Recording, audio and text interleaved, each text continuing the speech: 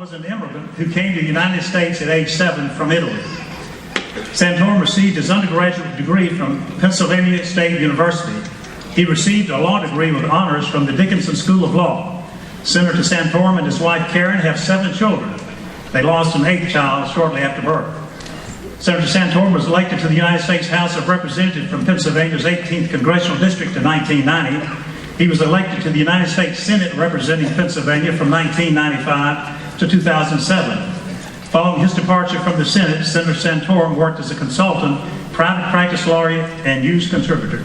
Now will you please help me welcome Senator Santorum.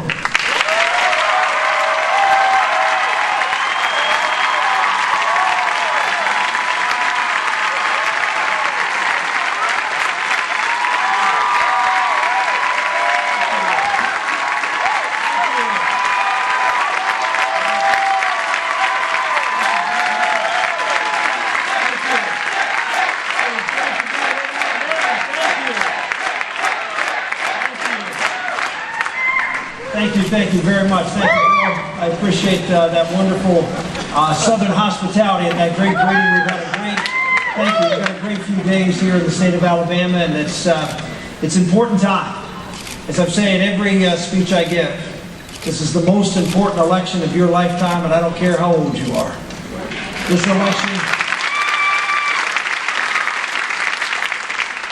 an election about big things.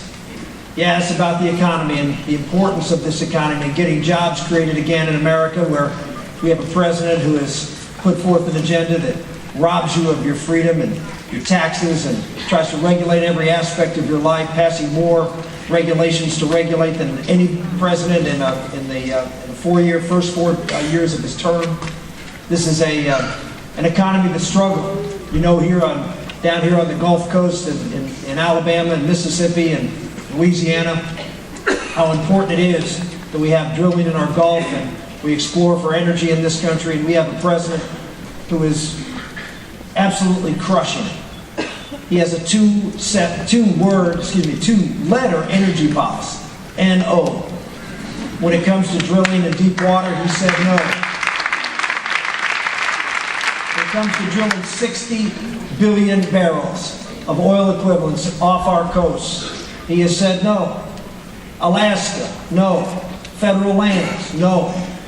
In my backyard, I come from western Pennsylvania, as Bill said. We didn't own any oil wells or gas wells, but my grandfather was a coal miner.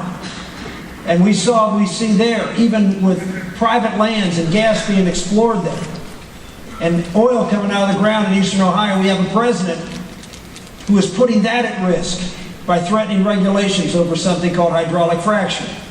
Something we've been doing in this country since World War II, but all of a sudden, now that it's driving down the price of natural gas, the president wants to think about regulating and causing great uncertainty in oil paths and gas paths. No on that front. The only place he said yes is helping the Brazilians drill off their shore. But when it came to the Keystone Pipeline, what did he say? No. We need a president that's going to say yes to energy development in this country, that's going to create jobs, tens of thousands of jobs, lower gas prices, lower natural gas prices. We need a president who understands what gets this economy going. We put forth a plan that's going to get this economy going in another key area, not just energy, but manufacturing. I come from a steel town in western Pennsylvania. I grew up in public housing. Lived the first 18 years of my life on a VA post. And I can tell you, working in that town of Butler, Pennsylvania, I know what got the people employed and gave them the opportunity to rise, and the tremendous knitting together of a community when everybody, no matter what your skill level, has an opportunity to get a job, provide for themselves and their family, having the pride of going to work every day, coming home and coaching Little League or participating in a civic and community organization. That's how America worked. And a big part of that for small town America was manufacturing. That's why I'm the only person in this race who's put forth a bold plan, not just for energy development, but for manufacturing, to create an opportunity for small town and rural America, to get the resource-based economy going, to get the manufacturing-based economy going. We see an aggregation of people in the big cities because the economic opportunities just aren't there across America as they were. But we're going to change that. We're going to bring those jobs that were shipped overseas. We're going to cut the corporate rate for everybody in half, but for manufacturers and processors, we're going to eliminate it, and we're going to say, bring those jobs back to America and employ people. We need someone who is serious about shrinking the size and scale of the federal government. Right? We want someone who's actually put forth a plan that's going to get us there. $5 trillion in cuts over 5 years. A balanced budget in 5 years. I will propose a budget that spends less money that year than the year before for every year that I'm as President of the United States until we get to a balanced budget.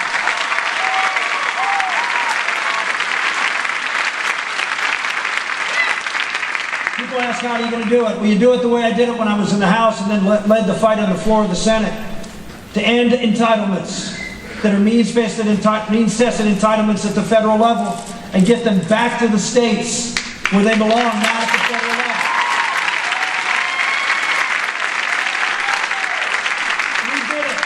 We did it with welfare reform. I actually authored the bill that was in the House as a member of the Ways and Means Committee. I managed the bill and went up against Ted Kennedy and Daniel Patrick Moynihan and Bill Clinton. Harry Reid ain't nothing to deal with.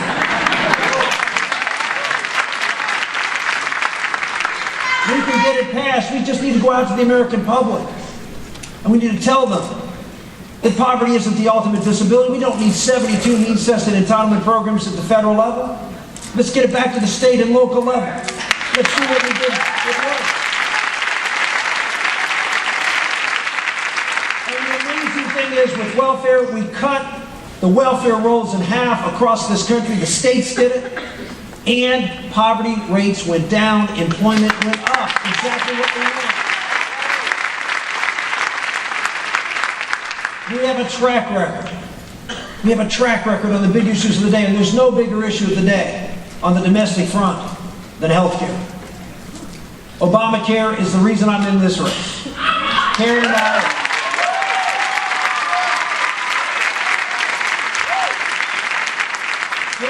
decided to get in this race. It wasn't a rational decision, folks. We have 7 children, ages 20 to 3. Not necessarily the best time in our lives to be out running for president.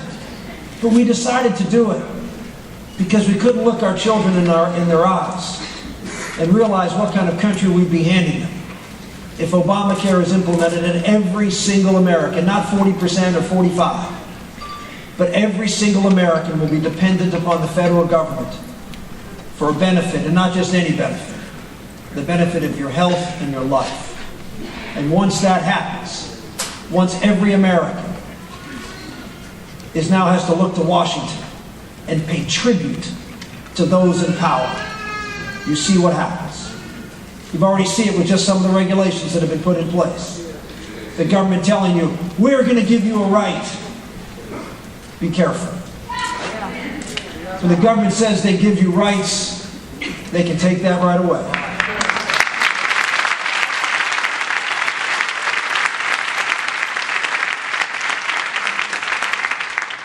They can threaten to take it away, and they can tell you how to exercise that right. Whether you want to purchase insurance, whether you want to purchase the insurance that they want to sell you or they make you buy, they tax you a certain amount. They tax your employers a certain amount. They pay doctors a certain amount. And if you don't like it, if you don't like some of the benefits, even if the benefits are against your religious convictions, too bad. You will do what you are told with this new right that you have. You see, the problem is government is not the source of rights in this country.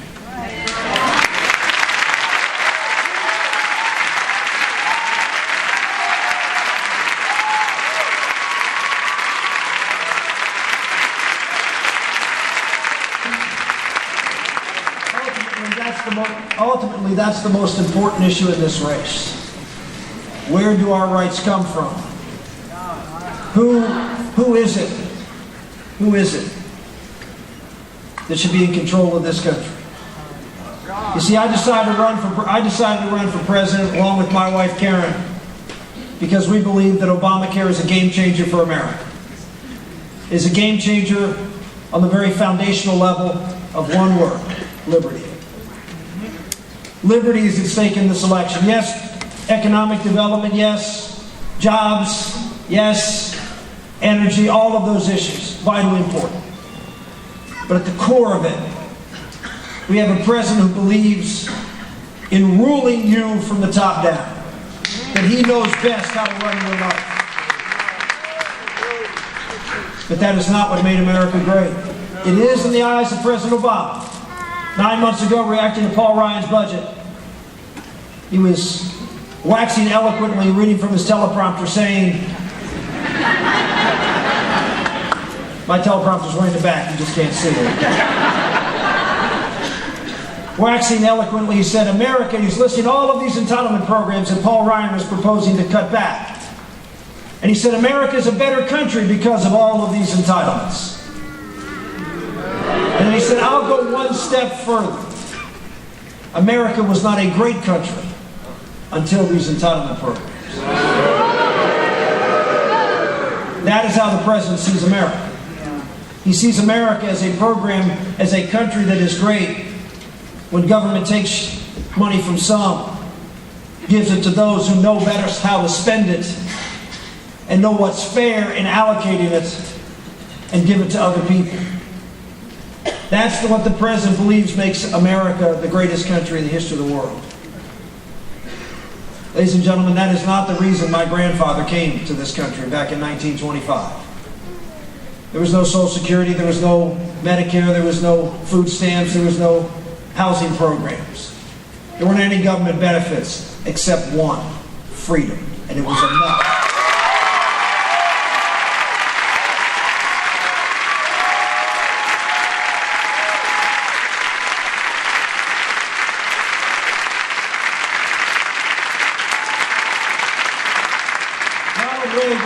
Ronald Reagan, in his farewell address, sent a caution to every one of us. The final words he said as President of the United States to the American people, the last two paragraphs of his speech, he talked about the concern he had for the future of our country.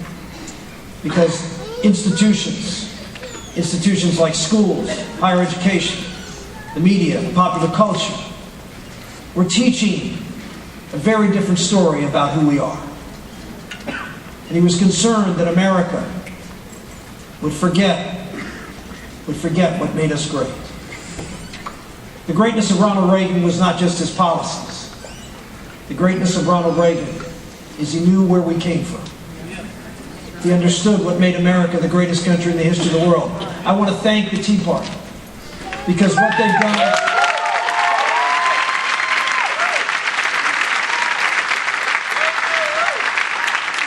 what they've been able to do over the past couple of years is resurrect a document that many consider to be a dead letter in Washington, D.C., something called the Constitution of the United States.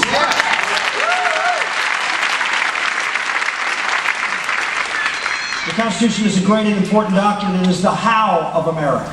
It's the operator's manual, something that we haven't paid much attention to. We need to get back to with our constitutional bounds, but it is only half of the story. The Constitution alone is insufficient. The Constitution alone is potentially dangerous, as we saw when countries like France adopted a similar constitution at the very same time. But their constitution, unlike ours, was not anchored to another document. A document that anchored it and tethered it. And that, of course, is the Declaration of Independence.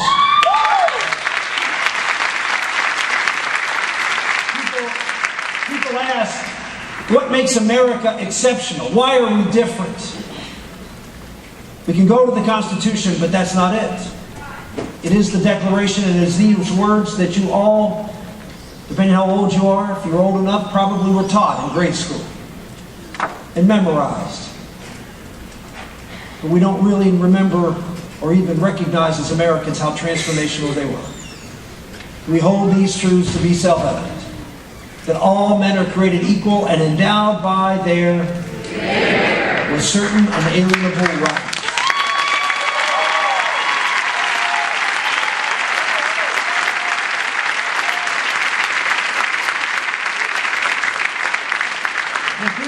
Constitution and say, oh, we get our rights from the Constitution. That is wrong. The Constitution does not give us rights. It recognizes rights that are written on our heart because we are a creature of God. That's where we get our rights.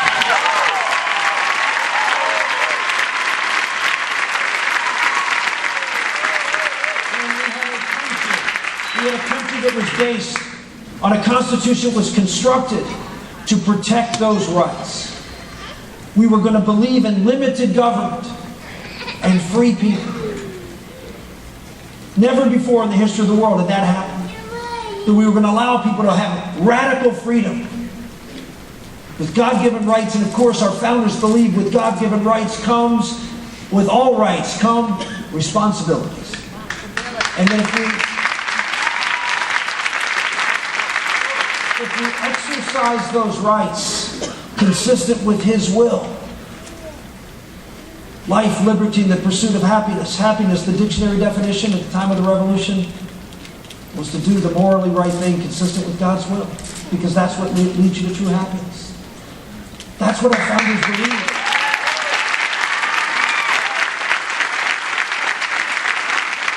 And so we had this great experiment.